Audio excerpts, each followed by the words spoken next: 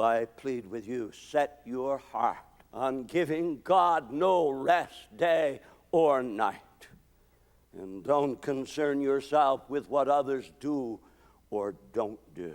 By God's grace, I pressed on with a measure of faithfulness for a long time. Then I was approaching my 65th birthday, and my wife kept bothering me on the subject of Social Security. She kept saying to me, you've got to go before your 65th birthday and see the Social Security people.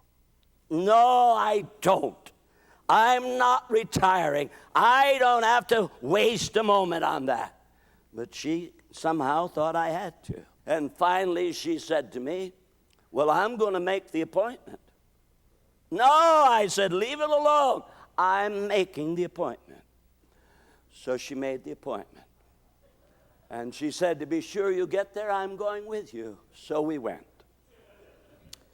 And the lady was so kind and helpful. And she said, now I've gathered your income tax records. And she had them in front of her. She said, I've looked them over. She said, Mr. Roberts, you need to receive Social Security benefits. No, I said, I have no interest. I'm not retiring. She said, with an income like yours, you need Social Security benefits. No, I'm not going to retire. She said, you don't have to retire. You will be limited in your income, but you don't have any problem there because you obviously are limited already.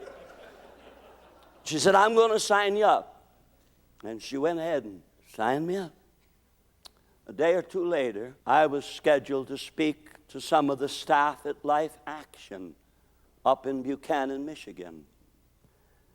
Had to leave early in the morning to arrive at the appointed time. And all the way on the drive up to Buchanan, I was saying to myself, you're too old for this. Doesn't make sense that an old man like you should be rising early in the morning and driving off like this to an appointment. It's crazy. You might as well face it now. You're all done. So I got there. My dear wife went along with me to see that I got there. The staff gathered, and I tried to speak to them. I couldn't remember what it was I had planned to say. And just kind of stumbled along. And then later in the day, they had set aside time for questions and answers. And somebody would ask a question, and I would say, I'm sorry, I didn't catch that question. Would you repeat it again? So they'd repeat, I'm sorry, I missed something. Would you explain it further? And all the way home that night, I said, you were sure you were too old to keep on with this work, and you've proved it all day long. Now just admit it. Just quit. And about 3 days later, I woke in the morning at my usual hour, and it dawned on me, having had a 65th birthday didn't mean a thing. I had been under attack by the evil one and was foolish enough to give in to it. My calling was to give God no rest, day or night, until he visited us in gracious power.